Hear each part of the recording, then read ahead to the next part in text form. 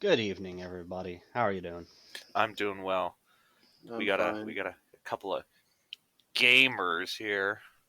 Oh, the Oh God, gamers. you're gonna start with that, huh? It's a slur. That's what I heard. Well, yes, that is the topic. That is the topic of today's podcast. First introductions. I'm Jay of the BCJ Cast Bonfire Talk. Joining me today is Corey Hi. and Brad. Hello, hello, gamers and gay You're starting to girls. ship Or post already, aren't you? yep. Mm, wonderful. But yes, our topic for today is going to be the dreaded G word. Yes, yes, the worst thing that you can be called in some circles, which is gamer. I know, shocked. Yeah. Absolutely shocked. So If I knew that, I wouldn't have called you guys that at the beginning of the show. so Yeah, shocked you that I see, couldn't see, even say man, see, anything. I'm a real gamer. Only I can call people gamers. So you're not, so you can't. You're not. You just can't. Oh man, guys, I'm sorry. Well, to my friends and family, this has been a real eye opening experience. I'm shocked and appalled at what I said 1 minute and 20 seconds ago.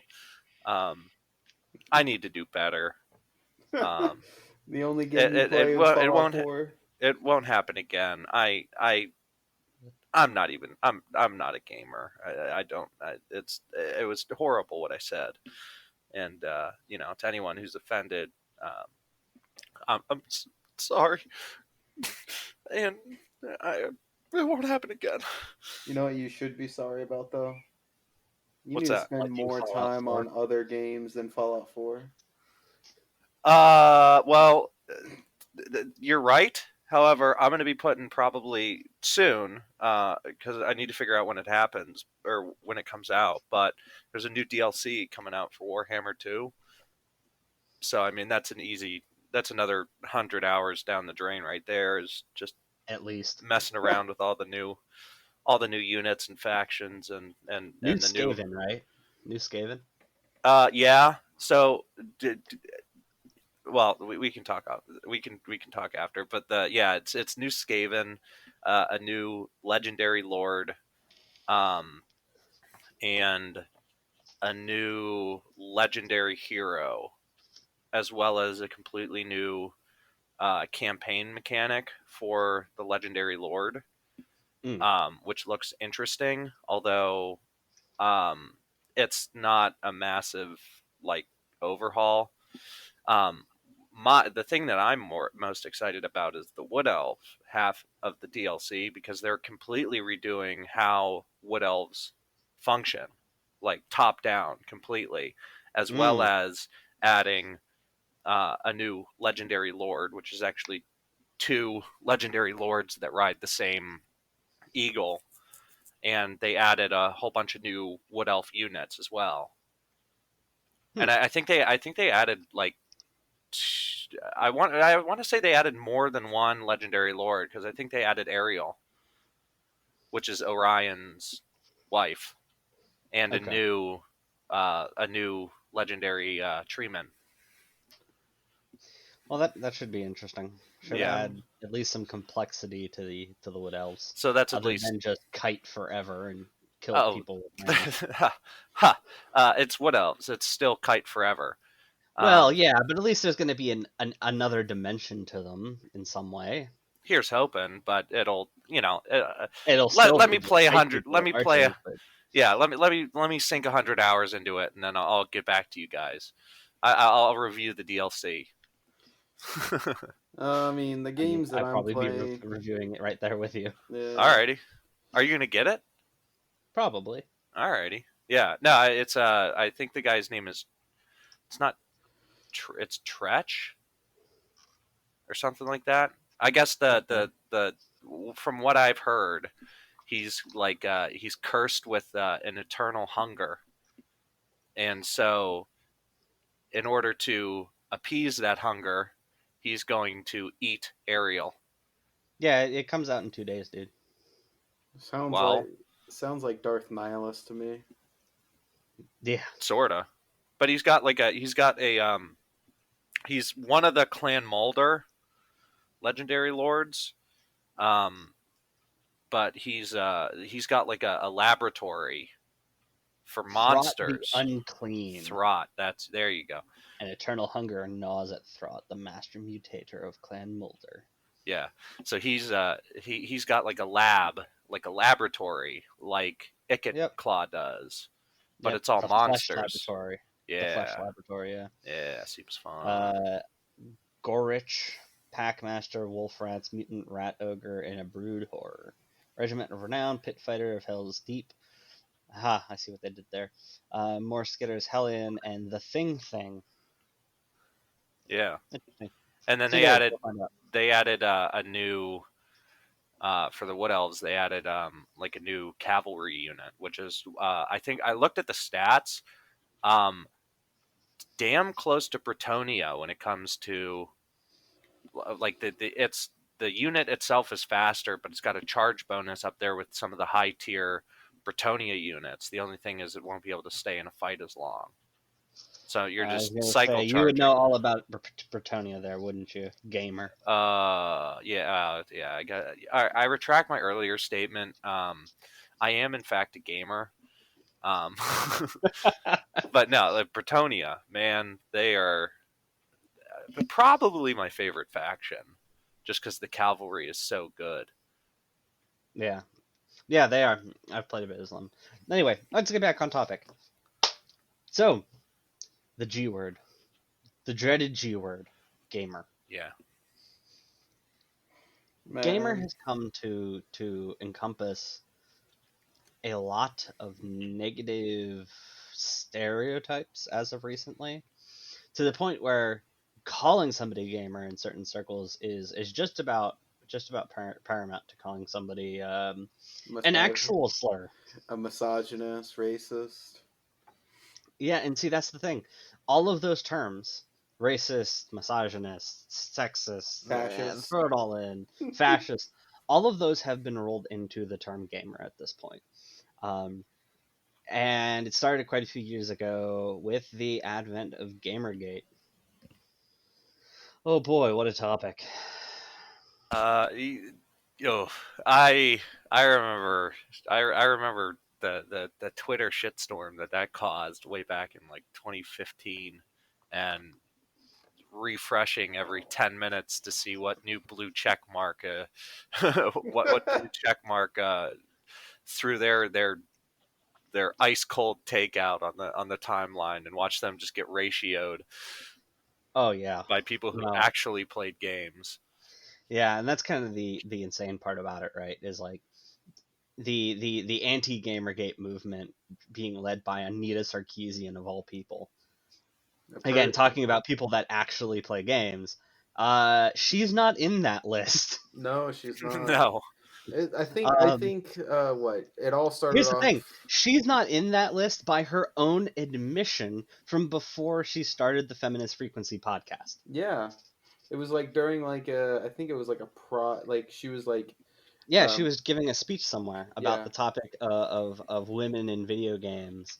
And she literally opened the speech with, "I've never played games other than back in the day, like on like N64 or something." When she yeah. was like a child. And she was a child, and she said she didn't even like them. So So this whole thing started So basically. that's how you know you're getting expert opinion about something.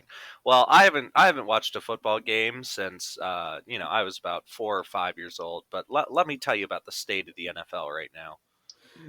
So yeah, the whole like Gamergate thing started off with basically a person that's a blue check mark now giving a very very uninformed opinion. yeah, Fucking good times now, isn't it? yes. And it snowballed from there. I'm not going to rehash the Gamergate stuff. I'll probably throw a link down in the description of wherever this podcast comes out of a video that can inform people about what happened with Gamergate, why it happened, and all that stuff. But the end result is you ended up with a very fractured community. You had the Gamergators, the anti-Gamergators, aka the people that the Gamergators were against, which is mostly just games journalists. And then you had the majority, which was basically everybody that had nothing to do with the original bullshit that transpired. Um, However, as is very common in today's kind of debate areas, the anti-gamergators viewed anybody that wasn't with them as gamergators, as this whole if you're not with us, then you're against us kind of mentality. When most people weren't even aware that the issue was even going on, and that launched more Gamergate stuff and created this giant split where, as we referenced in one of our earlier episodes, where if IGN or basically any other place that relies on game journalists to give reviews says something is good and it's even remotely controversial, it's actually probably bad. And if they say it's bad and it's even remotely controversial, it's probably good, because the entire anti-Gamergate movement is just based on giving uninformed or bad opinions on on certain things that most people in the gaming community don't care about. For So example, one of the most recent PS5 reviews that I found whenever it came out, guy went on a tirade about how having the PS5 was terrible because there's so many more problems in the world. We shouldn't be talking about having a console because COVID is a thing. I What mean, what does that have to do with a product review? it has nothing to do with the product review. It's just people. It's people looking to score checkpoint. Like, it's literally people looking to score points on Twitter, gain 20 followers so they can feel good about themselves. They can get that little extra, drip of dopamine when someone likes or retweets their tweet, or the tweet that the article is the tweet that accompanies the article. It's nothing. It means nothing to nobody. And I mean, it's like, look at right now. We're recording this in arguably like the third wave of COVID. Um, Yeah. and I mean, no wonder people are buying that. No wonder people are buying the Xbox. Why wouldn't you? I mean, you've got people out of work, people who are looking for something to do while this all blows over. It's like the same people that are arguing that, like, oh, COVID's the issue, so you shouldn't get a PS5, or the people going, oh, stay home. And it's like, well, a PS5 will make you stay home. Yeah. Yeah, yeah, absolutely. Walmart's in stock consoles have been sold out for months now. Oh yeah. When we do get one, it sells out immediately because People are legitimately, buying that shit up because there's yeah, nothing else to really do. there's I nothing mean, else to do. yeah, computer sales are through the roof. Console sales are through the roof. We just had a new generation drop in the middle of all this. You can't find an Xbox, what is it, Series X, Yeah, I believe it's called, an Xbox Series X or a PS5 in stores anywhere.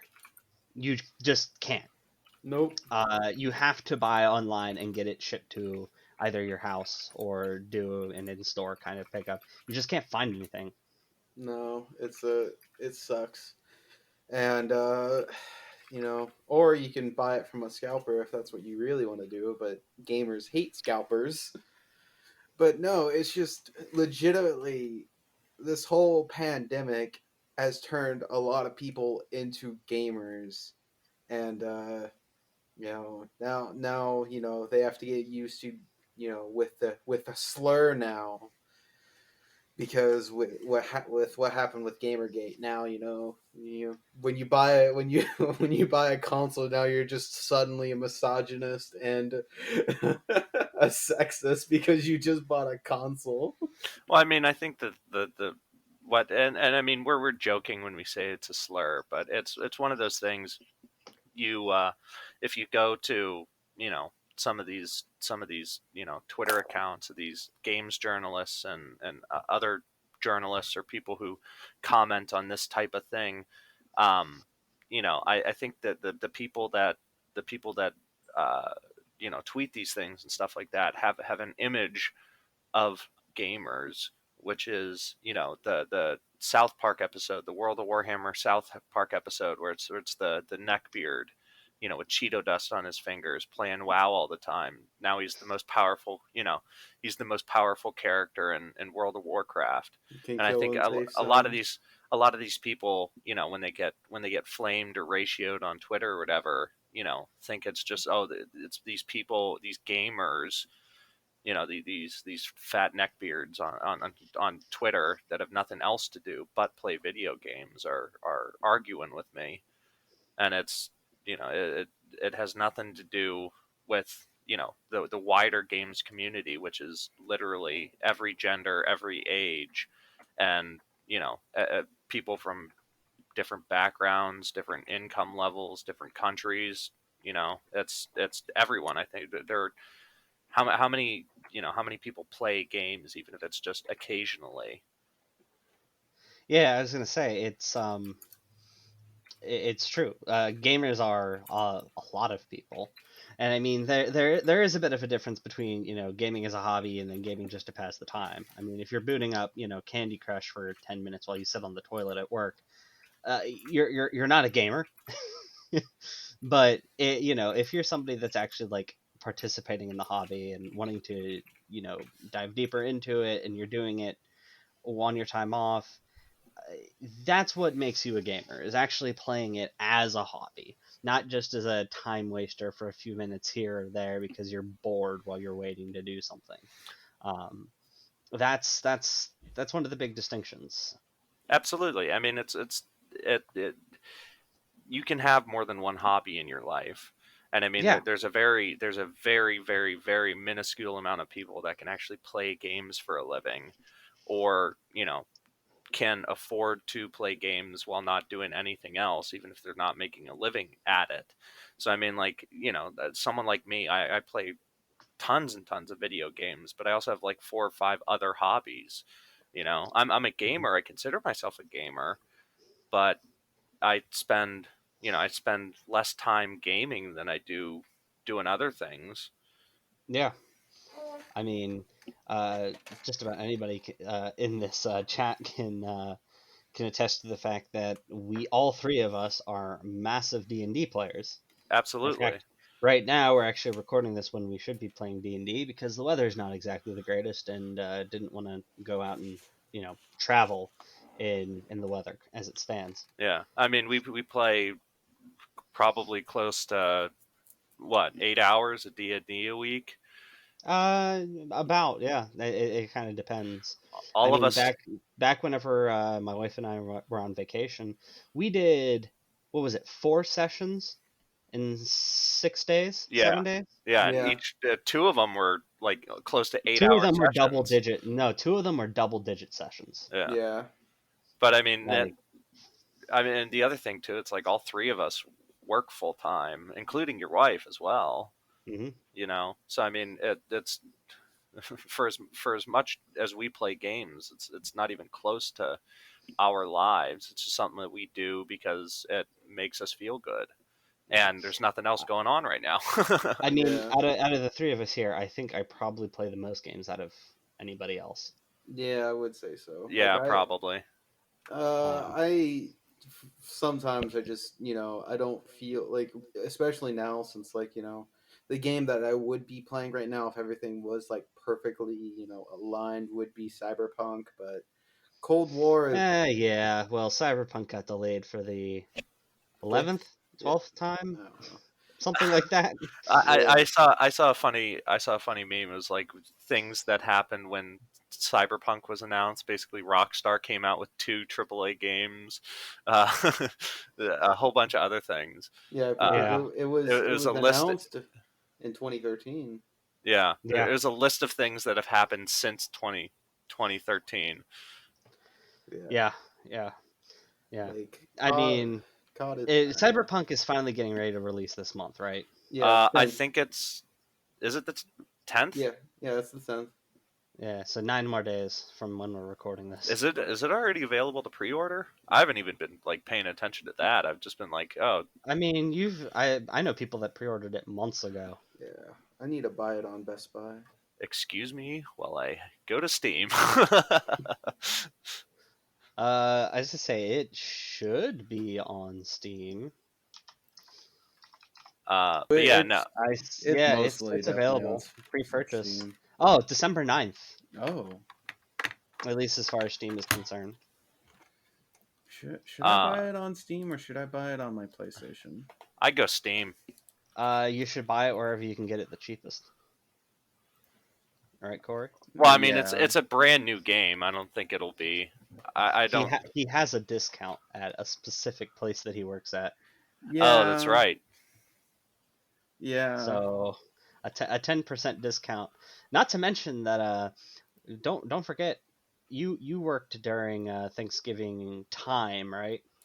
Yeah. Maybe. You'll get that 15% as well. I don't know actually. So I would say just wait until you get that 15% discount on top of your 10%. Take a full 25% off and pick it up for $45. Some of us don't work there anymore, so we have to Yeah, buy it full price. Yeah, I mean, I'm probably not going to pick it up for a while. Add to cart. But no, I mean, it's you know, people. There are so many people that play games. I mean, my dad's almost 60. He plays Legend of Zelda like on weekends and stuff like that because he got into gaming. Yeah, Specifically I mean, because all 3 of his kids do. I was gonna say, like, my dad used to play games way back in the day. In fact, he was the first person that 100%ed Banjo-Kazooie in our family. Yeah, he 100%ed that game. My dad's getting close to 100%ing Zelda, I think. Yeah, I was gonna say he played a lot of Banjo-Kazooie. I remember him playing a lot of that. He'd play Mario Kart with us. You know, there was a couple other games I think that he tried at different points. Heck, I think my mom even bought him a game for the N64. I think it was the Jeopardy game, which I think I still have. Let me see. No, Yeah, my dad yeah, would, I've got it right here. my dad would hop on my DS when I was a kid because he bought it. He went out and bought himself a Sudoku game. Yeah, yeah. As I say, even after my dad stopped playing N64, he'd still pick up and play like Free Cell on his computer whenever he just wanted to like think, a little bit. He'd just sit down and play like Free Cell for an hour. Made my mom mad on a couple of occasions because she'd be thinking he's doing like hard work. He'd just be downstairs on the computer, just sitting there like at his like 12th game of Free Cell for the night. No, I mean it's like I said, it's something that a wide variety of people do to whether it's escape from for an hour or two from whatever's going on that day or something that you're just really passionate about, and it's just like, this is where I really actually enjoy things. Yeah, no, There's nothing wrong with that. People do it. People do it to escape from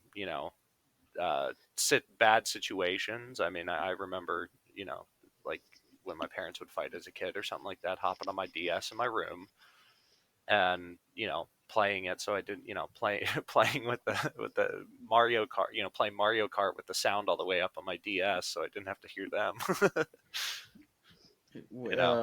When I lived in Florida, my own room was used to be a back porch that we kind of converted into a room, and legitimately, I would just spend my whole entire time there because if I go inside, I might hear my mom, like my family, just fighting, and I rather just spend time and play video games with my friends than having to deal with that. Especially like when you're like 14 or 15, you're just like, nah, I'm good. No, I mean I didn't have to deal with any fightings between my parents. If they ever fought, I was not there for it ever.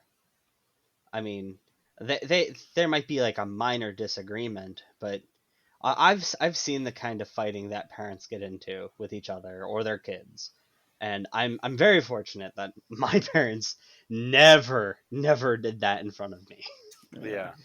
It No, or was I even mean, whenever I was around. yeah. It's one of those things, people do it for a wide variety of reasons. That was one of the things, that was just one of the things that I did, when shit was going bad, or you know. Yeah. it I was whenever I was a kid, I started gaming a lot more because one, I found it very enjoyable. It was a way to kind of get me to actually like think. Uh, but on top of that, I was also kind of a bit of an awkward kid, and I didn't really make friends very easily, or really wanted to. There just weren't many people that I could connect with, and I had a very hard time connecting with other people because most people that I thought I could connect with either viewed me as too young, or the people that were more around my age were, in my opinion, too childish. And as a result, it was very difficult for me to be able to find good friends, people I actually like to hang out with. Um, so yeah, for me. It was just like video games that was what I did. I didn't like going outside to play all that much. I mean, I did when I was really young, but as I got, geez, even to like 8 years old, didn't really enjoy that as much, even though my parents still continued to force me to do it. It was just games. Games were enjoyable. They never really, got boring to me. I could sit and do the same thing over and over again. Didn't bother me. Yeah, no, definitely absolutely. definitely in high school. I was a loner, like in high school. But when I got home from high school, I actually have, a group of friends that I still have now, even though it was 10 years ago, right? That I still play with to this day. Not as much anymore because, we're not all high school kids anymore. We all have jobs, but, that friend group that I've made back then is still with me now.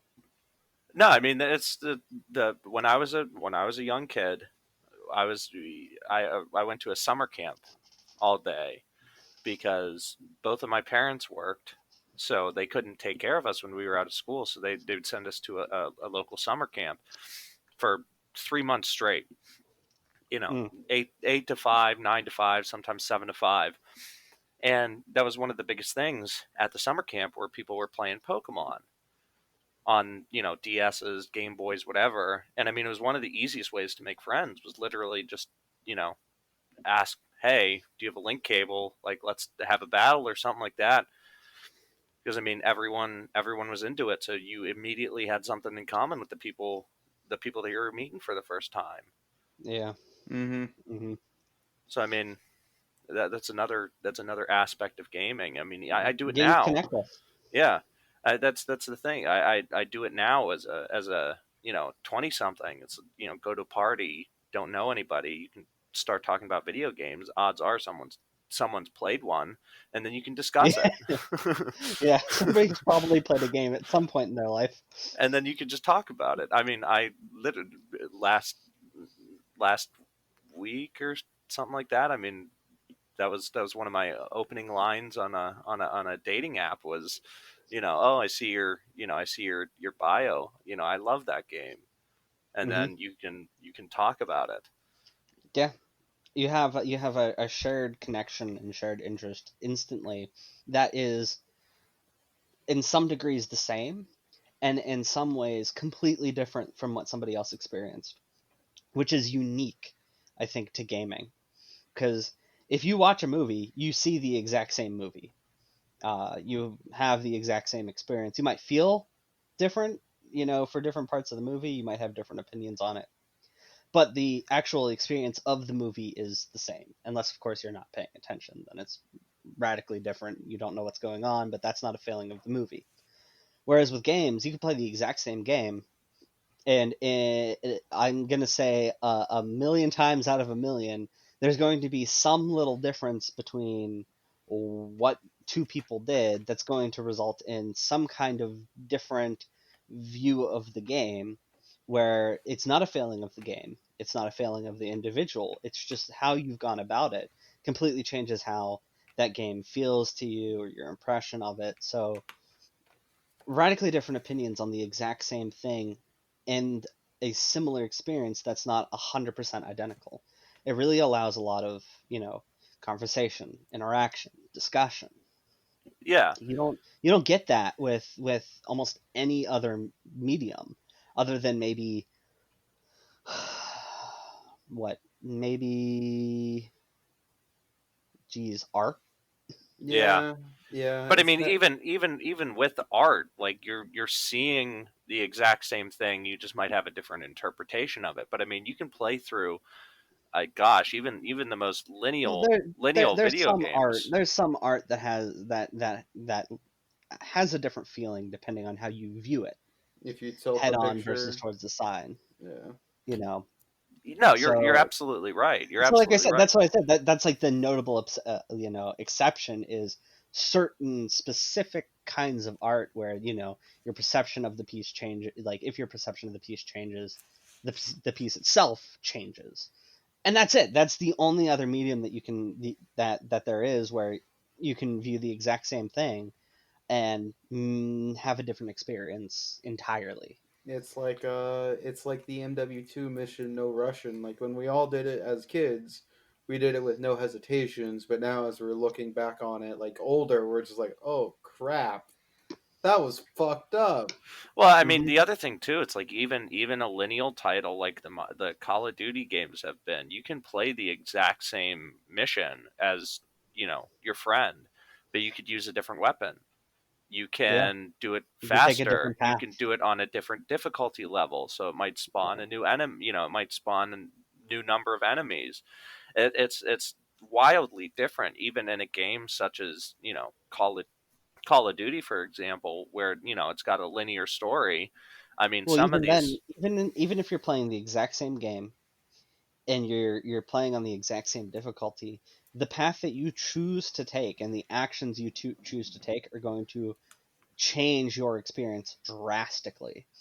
For example, if you have a mission that you're supposed to go through with stealth and you don't, you're doing an entirely different mission. yeah, Yeah. You are trying to stay alive and just doing it barely if you're getting through it. yeah, Um, Whereas if somebody does go that stealth route that you're supposed to take, they're going to have a much easier time. Their experience of that level is going to be drastically different because instead of trying to look and figure out where they can take cover behind, they're trying to find where they can hide. Same level, same game, same difficulty, massively different experience just based on that one decision. and I mean that's what breeds these in depth conversations with complete strangers, is because if you both experience that level, you can talk about how easy or hard it was for you, because there's a different skill level there. You can talk about, hey, I did it this way.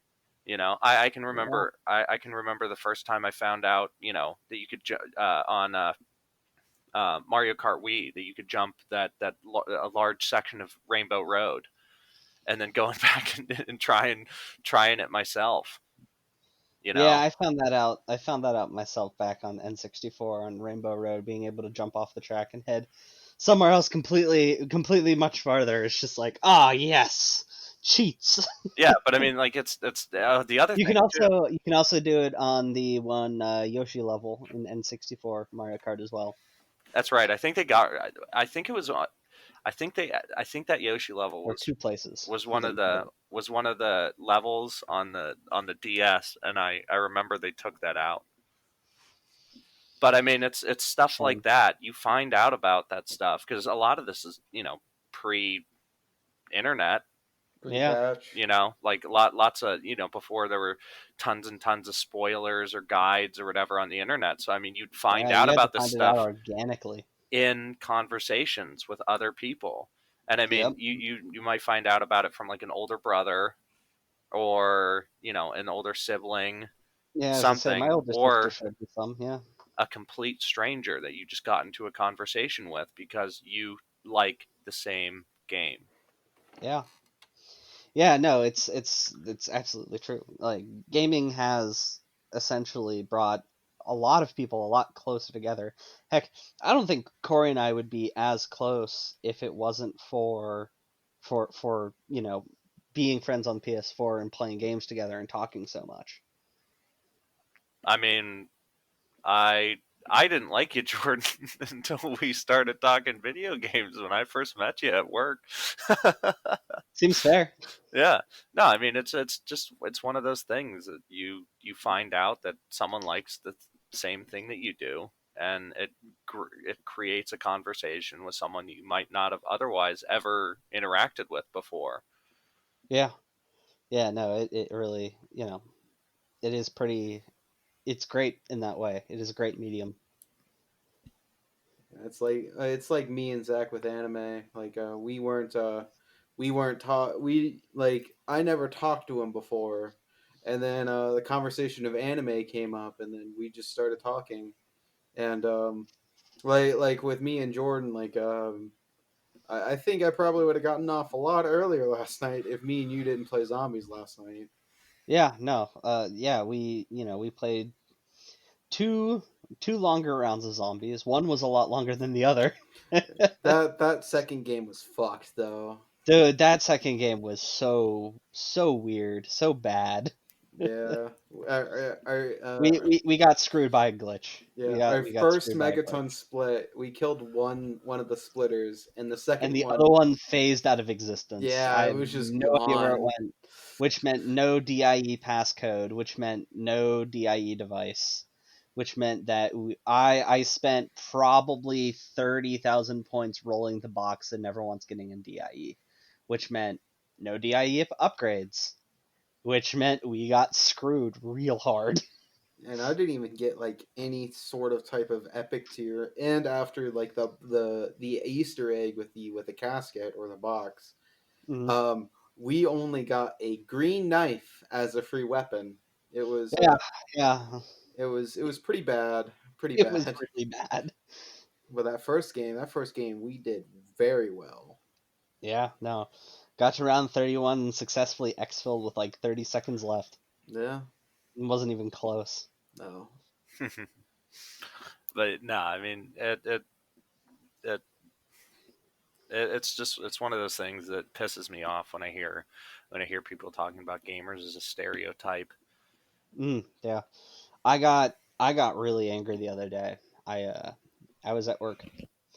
I was working in one aisle. It was not an aisle I was particularly good at. I was still doing fine though. And my supervisor comes down to me. I won't name him. Both of my supervisors are men, so I can say him. I won't name him, but he comes down, sees how I'm doing. I'm doing fine. He takes a cart over to the next aisle where there's somebody else, and they're talking for a minute. They're both fans of football, so they're talking about football for a good minute or two. And my supervisor asks him like, "Oh, what do you do after work?" And he's just like, "Oh, this and that and this and that." And I hear from the aisle, he's like, "Well, you're not a gamer, are you?" ooh, You got He's like, "I squared, can't." buddy. And I'm just like, and then he says, it's just like those people just don't do anything with their lives. oof, oof. And I'm in the next aisle, and I'm just like, um,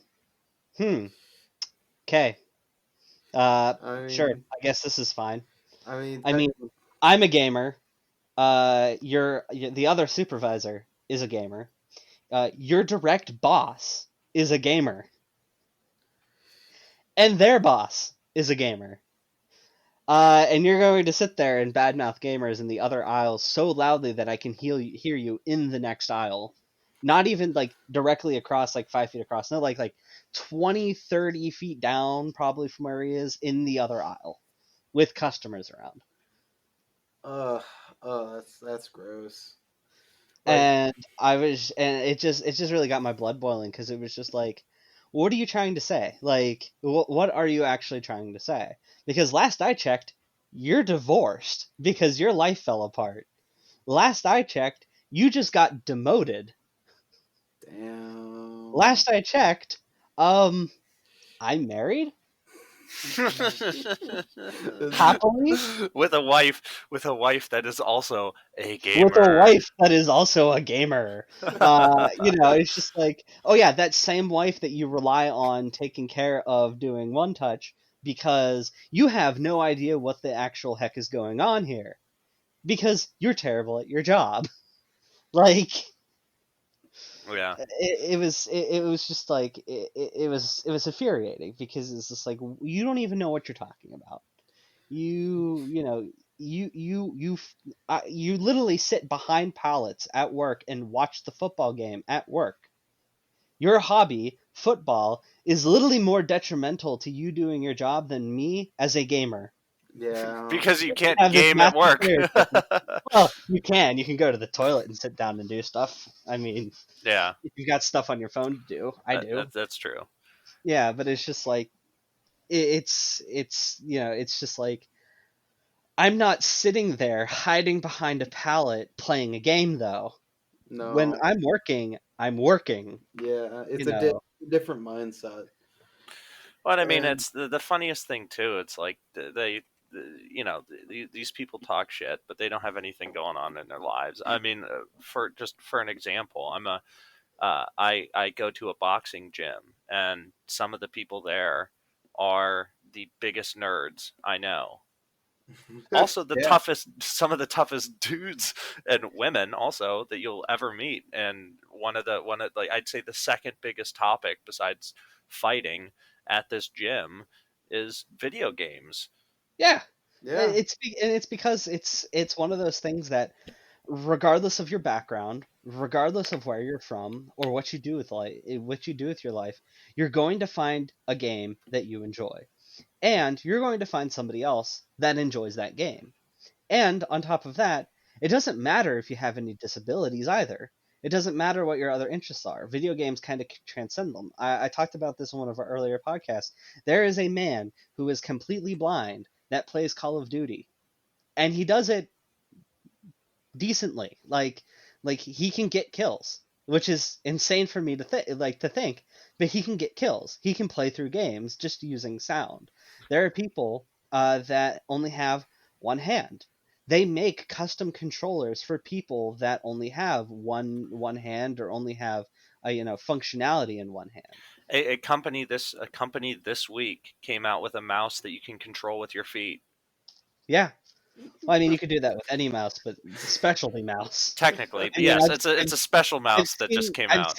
I've seen somebody play a game using a mouse and keyboard with their feet. Well, there's a and it worked. There's a streamer on Twitch that I just started following. It's a dude. He plays Call of Duty. He's one of the better Call of Duty players in the world. He plays it on a blow tube because he doesn't have he can't. He's a quadriplegic. He plays the entire game. He's got all of the controls hooked up to the tube that he uses to run his electric wheelchair. Wow. Yeah, no, and that's one of the great things about it is you can fully enjoy the experience one way or another, and it's going to be the experience that you want to experience. You're not going to be, ham-fisted out of a certain genre just because you have a disability. I mean, heck, there's a guy there. There's a guy that plays Dark Souls in some of the most ridiculous ways. He's played it with a Guitar Hero controller. He's played it on a DDR pad, and most recently he played it using what was it? The Donkey Kong bongos. I remember there was a guy that played one of the Souls games with a baguette. That was funny.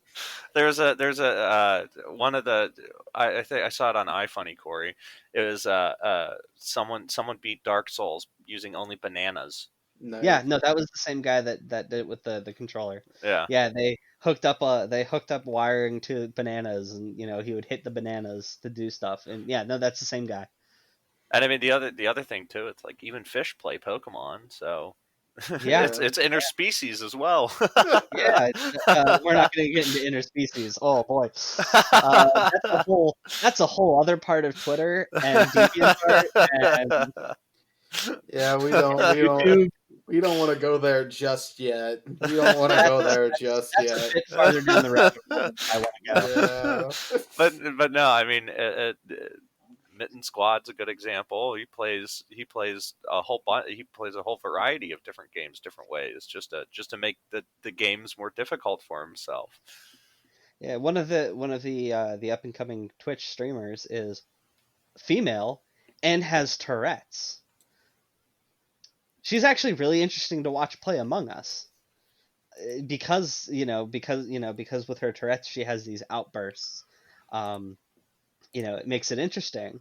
Uh, that sometimes she's completely innocent and she might because she doesn't have any control over these impulses, these verbal impulses, she'll be completely innocent and then say I'm gonna kill you or you're next or something like that as she's trying to throw sus off of herself because somebody thinks she's guilty. And yet if you listen to people like Anita Sarkeesian, there are no such thing as women in these video game spaces, at least ones that aren't being endlessly harassed and harangued and are being beat out by a bunch of horny men that just want to sleep with people or get them out of their space. Those people are so rare and few and far between. I don't even know how that ever became an argument. You remember Bully Hunters? Oh god, I remember Bully Hunters, yeah. That died within a fucking week. Everybody Did it was last that clowning. long? I don't know, like Steel Series, like their main sponsor, legitimately dropped out like day like hours or days like after the release, and it was just so dumb that and the whole thing was like it was such a stupid concept as well, where the bully hunters that do join have to join for the other team from the person that they're supposed to be helping, because you only can talk and chat with your team, not with the other team. So the people that are harassing you are your teammates. So the bully hunter has to join the other team. It was just so convoluted and it was just so dumb. Yeah, no, it wasn't a good idea to start. No, it was. Because one of the phenomenal things that has been in gaming basically since its inception with online gaming is there somebody that's being a dickweed to you? Cool. You can mute them Yeah, or block them or remove them or from block your them. friends list. Yeah, and if it's a friend that's all of a sudden not your friend, you can remove them from your friends list. Like these are, it's not rocket science. Like we've had the tools to moderate what we choose to, take in and participate in and listen to since the inception. It's not a new idea. Yet there is this idea with the anti-Gamergate crowd that, oh my gosh, we need more moderation. We need people to remove these people from the community entirely. It's it's kind of ridiculous. Like I'm not. Whenever I play games online, like when I play Call of Duty, I use a headset to hear mostly. I usually don't even have my mic on it's because there's really no point when playing Call of Duty to talk with other people. There's not as much strategy as some people like to say there is. And if somebody's having like a cool conversation or something, I'll hop in. But otherwise, my mic is muted. But I can't tell you how many times after a game the trash talking starts. It's like, oh, you guys are sitting there camping the whole time, or oh, you guys are this and that, or whatever it might be. And it's just like, okay, I can endure this for 10 seconds. Yeah. Like, um, if cool. if And I I'm mean, and I remember in like Halo 3 lobbies and Halo Reach lobbies, you had the option to just boot players if you wanted to. Hmm. If enough people were like, "Hey, this person's being a douchebag," like you can just boot them. Yeah, yeah. I mean, you especially can report players while in game. Yeah, Yeah. especially now, like with both systems, like going with the party system nowadays, that you literally can just be in a party by yourself and not have to worry about game chat. Yeah, no. Or you can do what I do and just play single player games. Then the only trash talk you have to listen to is yourself. You know, although I am my harshest critic, so I lose one unit in Total War, and I call myself horrible things. It makes me want to quit sometimes. Bro, you have you ever tried to mute yourself, man? Oh, well, does that work? I believe it's called duct tape. Yeah. Oh, well, might hurt a bit coming off. Or you can do the whole Deadpool thing in X-Men Origins Wolverine. But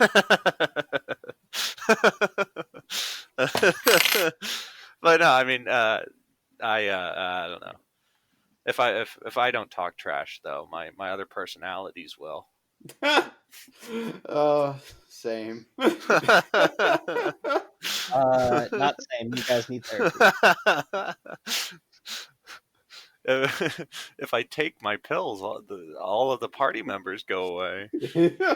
Man, I had a girlfriend just a second ago before I took this pill. What happened? Antipsychotics, huh? I mean, they tell me it's vitamin D pills, but I'm not so sure. Corey, how many IUs of vitamin D are you on a day now? No, Corey, the real question is how many of zinc are you on? None. It's just once a week that I keep on forgetting. Like my weekly dose should be Sundays, but I was out of the house on Sunday, and so I'm actually, since now we're on the topic, I'm actually taking one now. Don't forget it. But yeah, gaming's a great thing. It brings everybody together. But the problem is that you have people that just like, oh, you play games. You're one of those kind of people. And it's a shame. It really is a shame. It's just like you're never going to get to experience, the kind of community that's been built up around gaming. Whoever hurt you so that you're like this, it's a real shame. Did your mom not hug you enough as a kid, or No, you just miserable in general, or I didn't get hugged enough as a child. That's why I turned to video games. Bro, I was neglected. But no, I mean it's one of those things. Like the only people that I've ever heard trash talk video games in real life are people that are just looking to be contrarian or looking to be assholes because they want attention.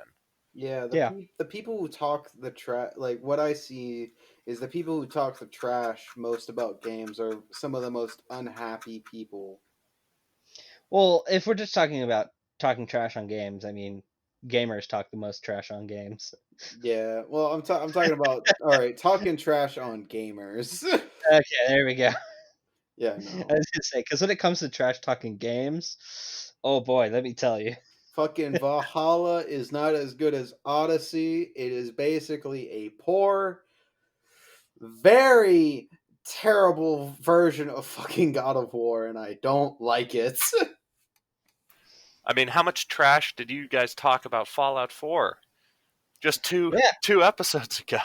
I will say... It'll be more than 2 episodes by the time this comes out. Yeah, I guess you're right. I will say that I think we talked more trash about Call of Duty than we did on Fallout 4. That's fair. That yeah, but that was all of us agreeing and talking trash about one game.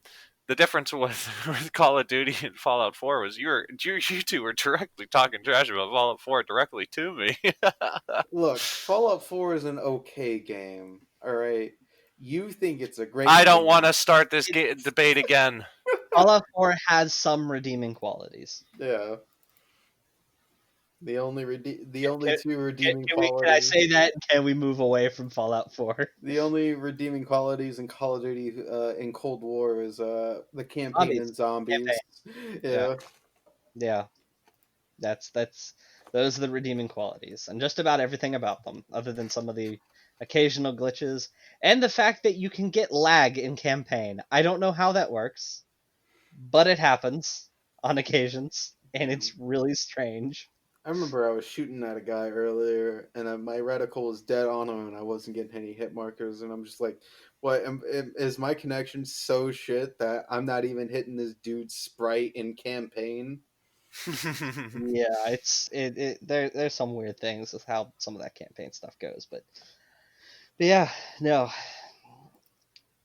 it is interesting though that our games have become like this.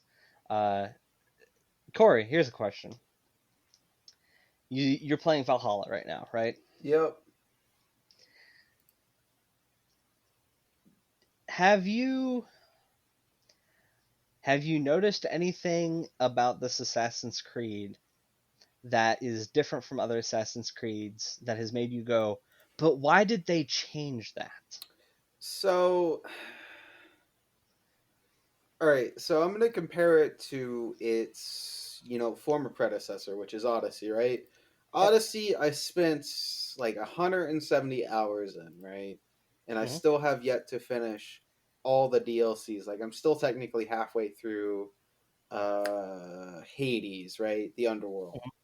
Um so one of the things that I like about Odyssey that I hate about Valhalla is Odyssey has tedious combat, but it works. There's no input delay. Once you do something, you do it. With Valhalla, there is input delay majorly. And the fact of the matter is, with Odyssey, I'm able to transfer my controls to like how normal RPGs would work. With square is light attack, triangle is heavy attack. That's how I played Odyssey. Hmm. With Valhalla, you don't get that option. You have to actually manually, go into the controls and fix that yourself. Which that was just an option in Odyssey that worked out fine. And the reason for that was, they were gonna make a game about Norse mythology, and like I said earlier, the last game that really did something with the Norse mythology was God of War. Did it well. Did it Did it very well. did it very well. And the thing is, I think they tried to mirror that a bit with the R1 and R2 attacks.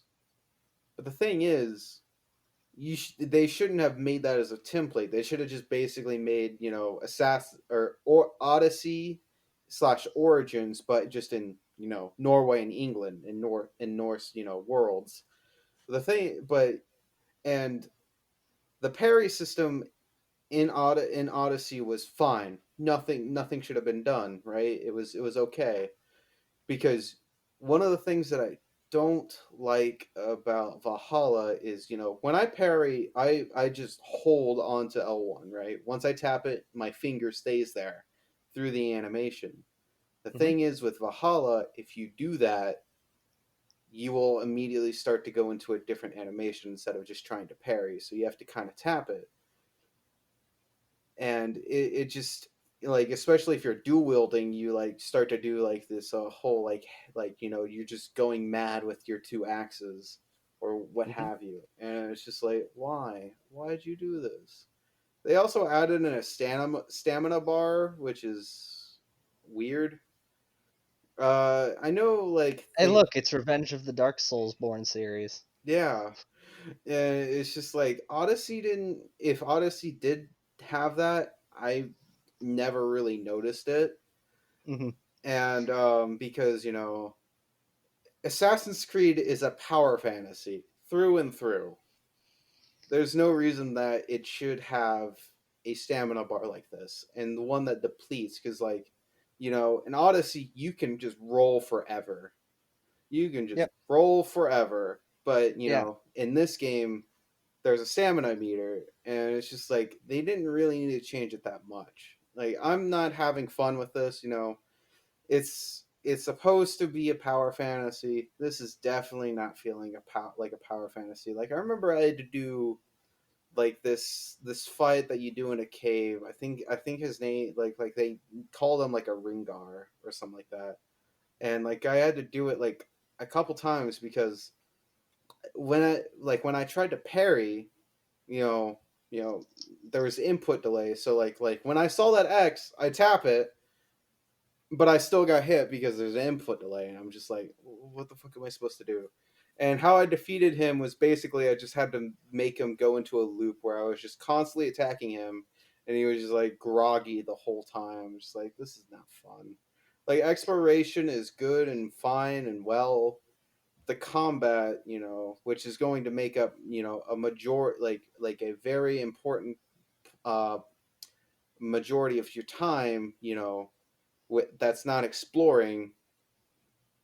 And the thing is, like, I'm not having fun with it. Like, even in Odyssey, like, I know that it's tedious, but there were some parts where I had fun. Like, I think there was like a Medusa fight in Odyssey that I thoroughly enjoyed.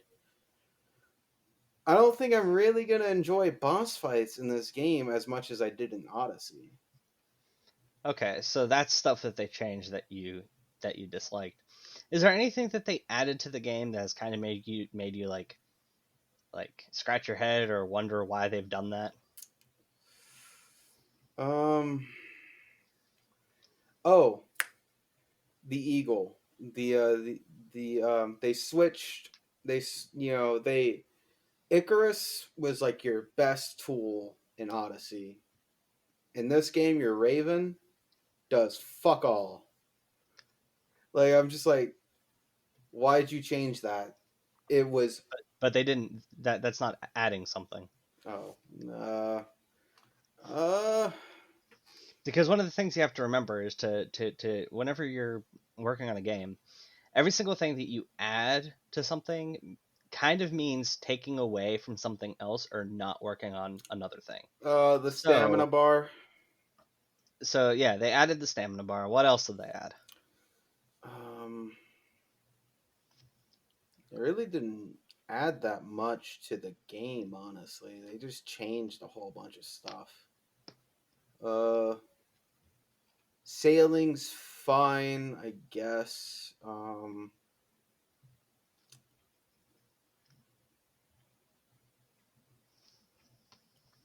So nothing else. No, not really. Like they Okay. just dumbed down a whole bunch of stuff that just doesn't make sense. Okay. And I mean, it is Ubisoft, so I'm not entirely surprised. If they just it's basically if Odyssey was like Assassin's Creed 1, Valhalla should have definitely been Assassin's Creed 2. Like Odyssey could have been so much better.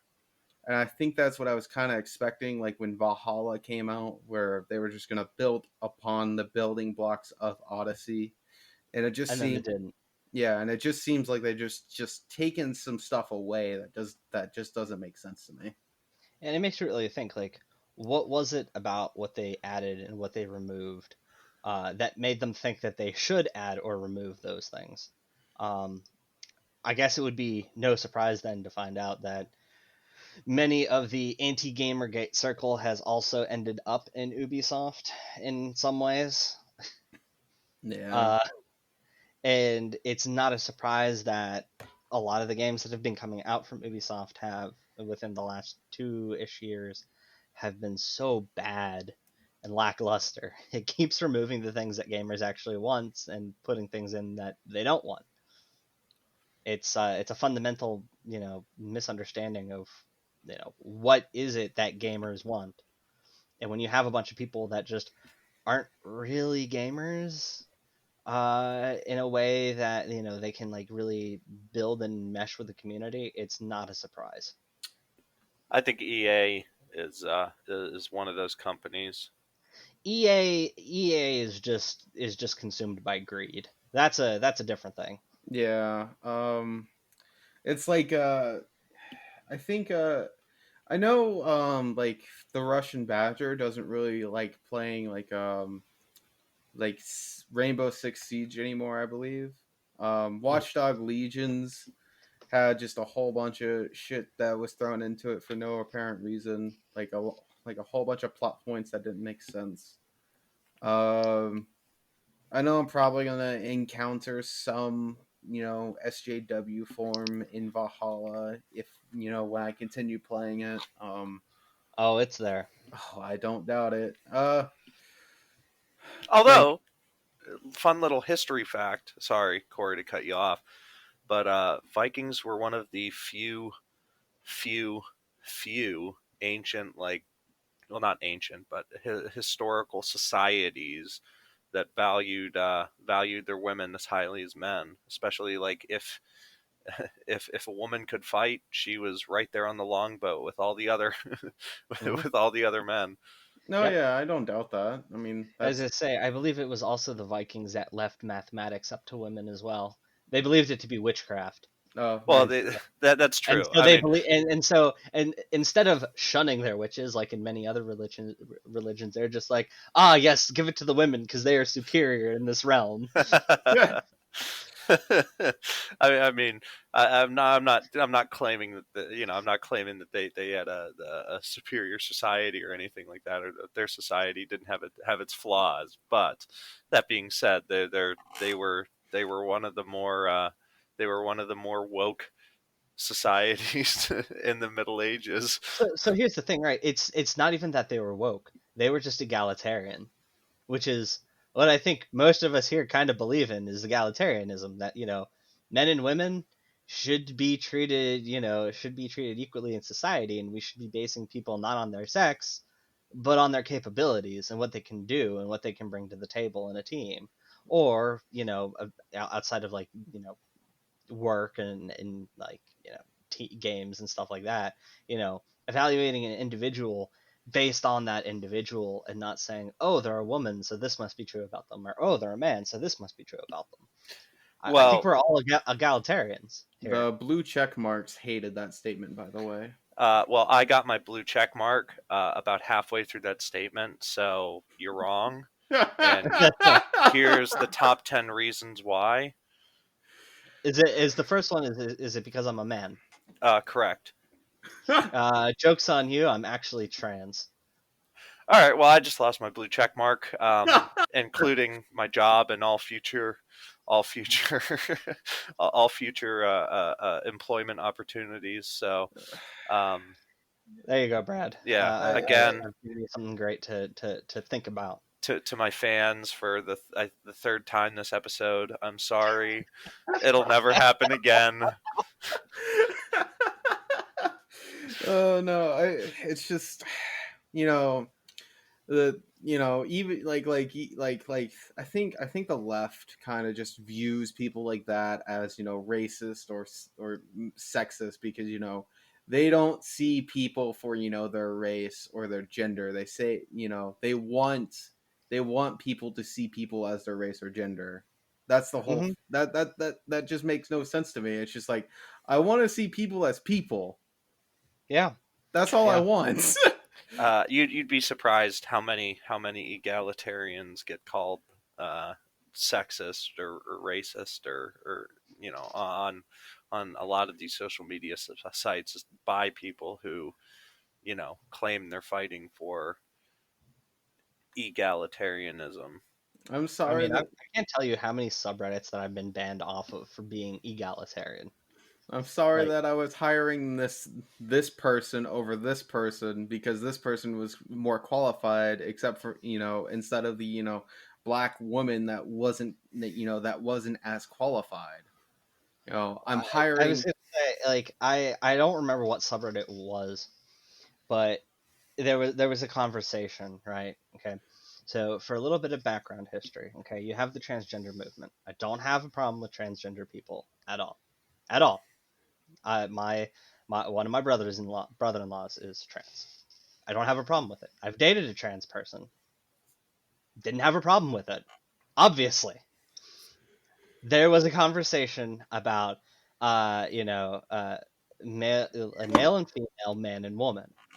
And I made a statement that I did not think was controversial, which is males have a penis and females have a vagina. I got banned for that. I did not use man and woman. I did not use man and woman because there's been this massive distinction in the trans community that we're talking about. Oh, we're talking about gender, not sex. And gendered terms are things like man and woman, boy and girl, whereas sex is male and female. And then you have people that are intersex. Not talking about that. Well, I was Jordan, banned for stating that males have male genitalia and females have female genitalia, and you cannot be a female and have a working penis with testicles. well, Yeah. Jordan, because I recently got hired as a Reddit moderator, let me tell you why I banned you. And that's because that statement is, I don't know. Hold on, let me flip my deck. Transphobic. Well, let me shuffle my deck of cards here. It hold on. It says it's that's a microaggression, and unfortunately, that's not allowed on this subreddit. So that's why I had to ban you. Brad, Yeah. Brad, I got a question for you too. Yes, Are you a Discord moderator too? I am. Well, am I? Well, question: how many children have you groomed? Anyway, to all my fans, I got fired again. Sorry. To to my friends and family, I know I've greatly disappointed you. For the fourth time this episode, Brad loses his job and is removed from Yeah. Twitter. Yeah. No, I also, I also recently lost my job as a Reddit moderator because I got caught posting on, one of the subreddits that got the ban hammer. The Unfortunately, Forbidden I was a app? member of. I was a member of it, so that's how I lost my job as a Reddit moderator. Again, to all my friends and family, I'm sorry. Yada yada yada. Oh man, that Yeah, is kind of the life. I think that's why I kind of like the Forbidden app, where everybody kind of just can share their opinions openly. The Forbidden app. The Forbidden app, iFunny. Oh. It's nicknamed the Forbidden app. Did I? I don't think I don't think I saved it. But yeah, that's probably the only app I know that is The last actual bastion of free speech. Yeah, because there was a oh man, there was a spicy meme that got featured, and I would have saved it, but I didn't want it on my phone.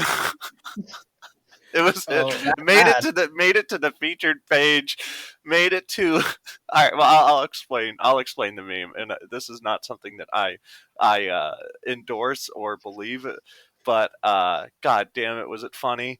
It was it was a man standing at a bulletin board with 6 different pieces of paper that was like it was basically like film, entertainment, um, banks, and like 3 other like major industries, right? And there were all these like there's these red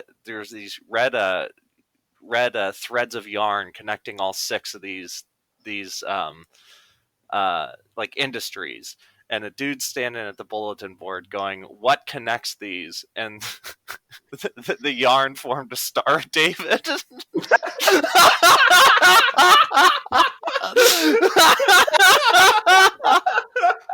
I did see that. That was great.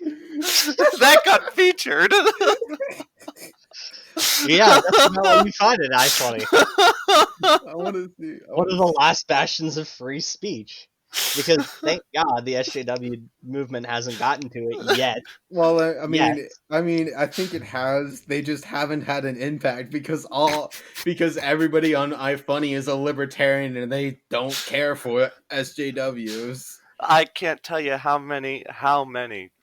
Well, occasionally there will be a post featured that's just blatant, like not even SJW stuff, but it'll just be like, it'll be some communist or whatever making a straw man about capitalism. That meme will get featured with 3 likes or whatever, and then there will be 300 comments talking about how wrong it is. Yeah. It was and the meme that I put up in the Discord earlier, when you find your ATF homies about to serve up a red flag warrant, but you hear the owner load a Brownie M250 cal machine gun and utter the words, "This is for Waco." No, iFunny is one of the only apps that is definitely still pro First Amendment. Yeah, it's kind of sad, honestly. The place for memes and jokes Yeah, is is the only app that still still believes yeah, in free speech and the ability to just freely share ideas. yeah, I mean, it's sad, and it's a consequence of the SJW movement, which was the driving force behind Gamergate. Which is why why it's become such a meme at this point. Is you had a large section of the gaming community that's just like, no, no, no, no, no. I do not want this SJW bullshit into my hobby. And then there was that the very few, the 0.1% games journalists that were just like, no, no, no, we want more of this. And of course, that's what game developers heard, because it's the people that are most closely entwined. And so that's why a lot of this bullshit has continued to happen. yeah. Yeah, no, and I mean the other thing too, it's like a lot of the people that were jumping on board with it and sharing it and stuff like that and giving their 2 cents were people who weren't in the community to begin with. They were just people who, again, saw a trend, wanted to score brownie points with their followers so that they could grift more money from them, and would send these ice cold takes out onto Twitter or Facebook or wherever they were posting to get karma. Yeah, no, it's kind of pathetic if you think about it. So These people have nothing going on in their life that they have to go to Twitter for validation. the game journalist that completely failed at like the Cuphead tutorial level, Yeah, that said it was like a terrible game. Yeah, he got a free PlayStation 5 from Sony. believable. Yeah, just like, oh, so that's the state of gaming journalists anyway. Like I like the best like gaming critic that that I find myself trusting the most in would be like Critical from Penguin Zero with Moist Meter, or like a person like It's a Gundam if he like reviews games, or Rags or Mauler. People that actually see games as games and not just a platform to rant about their politics on. Well, I mean, Mueller kind of does that to an extent, but he doesn't let that actually cloud his judgment, Yeah. which is kind of fairly important. Being able to separate your own personal biases from the actual value of what something offers. Like I can look at something I don't necessarily like or enjoy, like movies, but I can find what is good and what is bad about certain movies, because I'm able to separate myself from the bias of I don't like watching movies, and be able to actually assess the movie as it is. Just like there are certain games and game genres that I just don't have an interest in, and I can look at them and say, okay, well, these are redeeming qualities that it has, um, and not be able to separate from my biases long enough to be able to come to an objective conclusion as opposed to just a subjective one. That's something else that a lot of people don't understand is you can have a subjective opinion, but that opinion can also be wrong if it's based on bad or false information. Absolutely. And people don't understand that. It's just like when people say, oh, well, that's just my opinion, it's just like, well, your opinion isn't valid because you're not basing it off of reality or off of facts. You're basing it off of your perception of what's not there. Absolutely.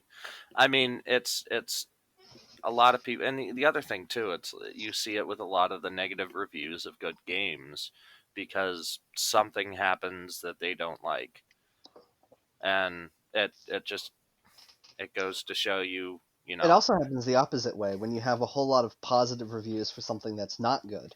like The Because they Last of Us. choose, like The Last of Us Part 2, because they choose to ignore all of the bad things. And they say, oh, well, I'm not going to care about those because I don't really care. It's just like, well, wait a minute. Yeah, sure, you might not care about them, but that doesn't mean that they're not there. And it doesn't mean that those criticisms aren't valid. Like, Yeah. I have a friend at work. He really enjoyed The Last of Us Part 2. And I'm glad he enjoyed The Last of Us Part 2. But do you know what he's not saying? He's not saying that it's a great game. He's saying he He's saying he enjoys it. enjoyed it. He's saying he enjoys it. And I'm like, I'm glad you enjoy it. It's still a bad game. I'm Yeah. glad you enjoyed it. I was not able to, so I did not complete the entire game. I was not able to enjoy it. I'm glad you did. Because there is so much bad about that game, it is not enjoyable for anybody that has that critical eye that they look at things through. I am a massive critic of literally every little piece of any kind of media or art that I consume. It's one of the reasons I hate movies, is because most movies are complete dog shit. Yeah. Well, the Yeah. thing I think that gets you into the industry now is just, especially as someone who gets paid to play video games, now it's just grifting. That's literally all it is. It's not being able to beat the tutorial level of Cuphead, getting a free PS5 from Sony Yeah, because you say the right things. imagine, being a games journalist and not being able to press two buttons in a sequence that has a wide, input variability that you can land in. Not being able to push two buttons in sequence and then being told that, oh yeah, no, that's completely valid. It was just so difficult. Bring back gaming journalists to late 2000s, where they actually were good at games. Well, I mean, Yeah. it's. I think a lot. I think I'm in a majority of people that don't go to those sites or accounts or whatever to I find. mostly go there to make fun of things. That's completely valid, because I mean, no one actually goes there for honest to god critiques or anymore to figure out whether or not they want to play the game. They go to people who are doing it independently because they are gamers and they love the game. They love the game or the series or the franchise, whatever, and are actually going, and aren't there to grift you. They're just doing it because they love it, or want to see these games be better. And Mhm. there are tons of independent critics out there, especially on YouTube, on Twitter, or on Facebook, that will give legitimate critiques of games, Yeah. where a lot of this people who get paid by you know well established companies, or companies that used to be well established, don't they won't give you an honest level of criticism about a lot of these games. Yeah, no, it's kind of sad at this point, because if you go to places like IGN, Kotaku, Rock Paper Shotgun, the articles that they write are sometimes more entertaining than the games that they write about, which Remember, which 7 is point. hilarious and pathetic. Remember 7. Well, I think it was like 7.3, 7.4. Too much water. Oh, oh my God. Do you know about that one, Brad? uh I've heard the reference before. I can't remember what game it was for. It Omega was Ruby.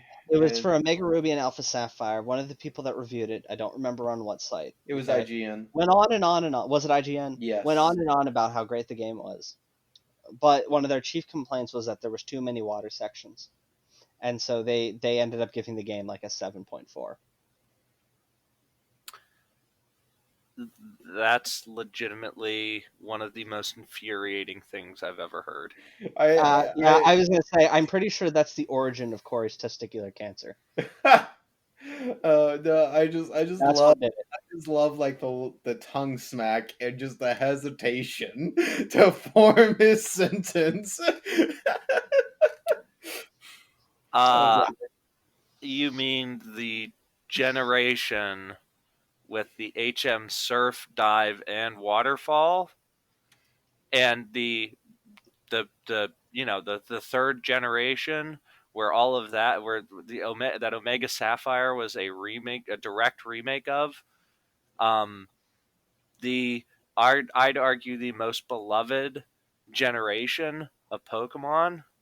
Probably. Especially when one of the terrorist groups wants to make the whole world a water world.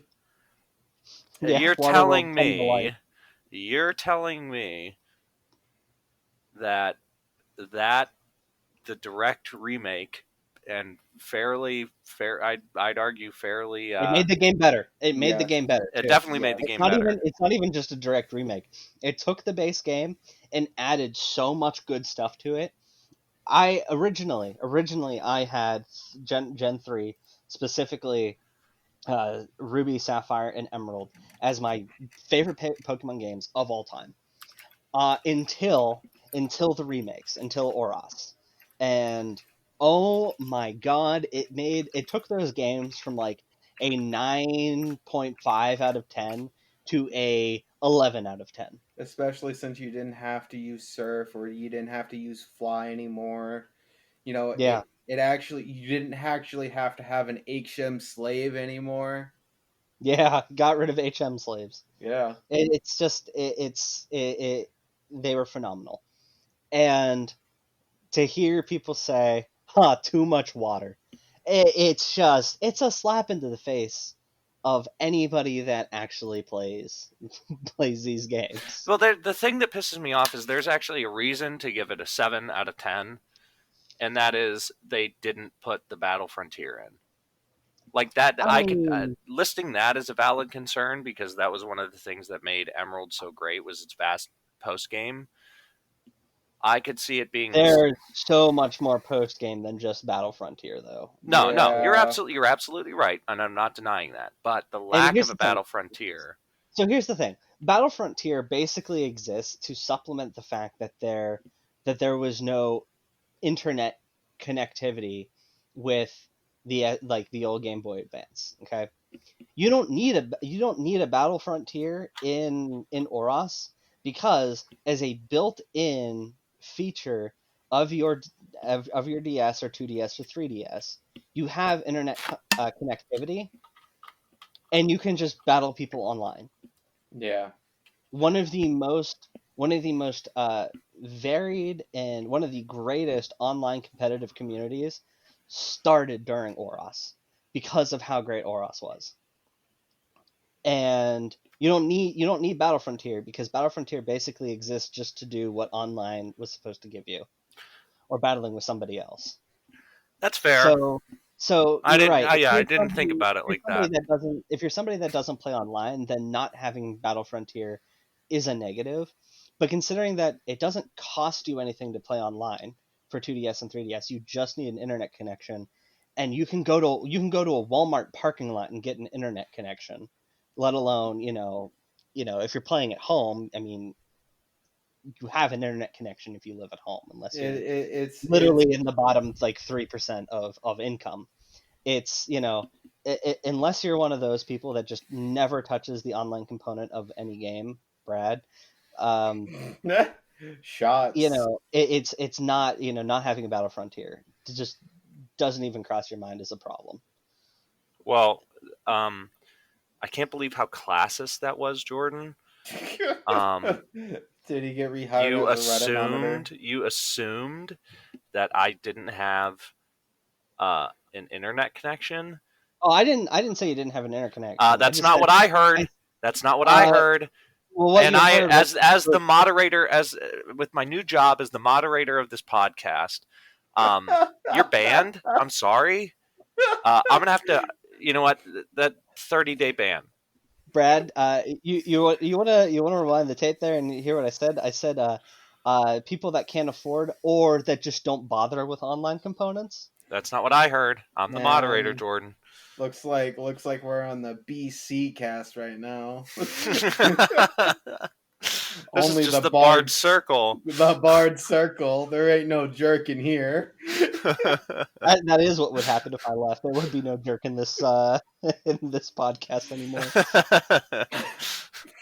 But no, no. In all seriousness, no, you're right. Like, No, like I said, like you could hold that as a criticism. I don't see that deducting any more than like a tenth of a point off of an assessment. no, but I mean, my only Considering- point, was like, it. I just that my main point was too much water is a bullshit excuse to give it a 7.4 or whatever they gave them. Oh yeah, no, without a doubt, too much water is just fucking stupid, dude. It's just ridiculous. Yeah. I'm really surprised that Jay was able to serve that 30-day ban in like 5 seconds. You'd be amazed what a level 30 wizard can do with time. Well, I got As you guys experienced last week. Corey. What happened was I got fired as the podcast moderator. Yeah, they rewound the tape and heard what I said, and then realized that I was correct and he was wrong. I got my ban reversed, and he lost his job for the 5th time. No, I think it's like the 8th time. No, I it's think fifth. Well, because what was I? I was a games journalist. I was a Reddit moderator. I was Twitter. a Discord moderator. Blue check mark. I was a blue check mark on Twitter. What else was it? And then I was the podcast moderator. Yeah, so that's 5. Okay. I wonder when he's going to be a YouTube moderator and he's going to have to demonetize or even take down our podcast. Well, I know where I'm applying next.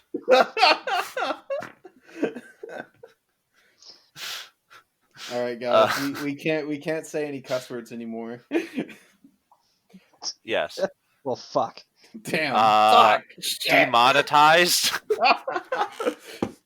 You're assuming this was monetized to begin with? Please don't give us a strike. I know UMG likes to copyright claim videos that only have like a 0.1 second of a song that they own. Well, that's one of the reasons why we don't play music for the intro or outro of this podcast, because I'm not getting anything claimed for any reason. Speaking of outro, I believe that's going to be at the end of our cast today. Thank you for joining us. I hope you've had a wonderful time. This has been BCJ Bonfire Talk. Have a wonderful evening.